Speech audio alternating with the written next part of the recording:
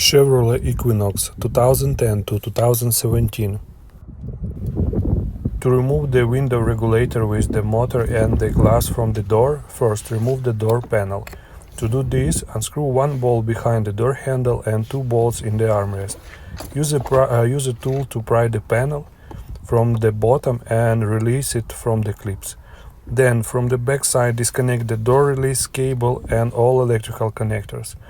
Next, disconnect the connector from the window motor and slightly loosen the two bolts holding the glass, but do not unscrew them completely. After that, unscrew all the bolts securing the window regulator mechanism. You will then be able to lower the mechanism to the very bottom of the door and pull the glass out sideways through the top. Once the glass is out, you can remove the regulator assembly along with the motor through the access hole in the door.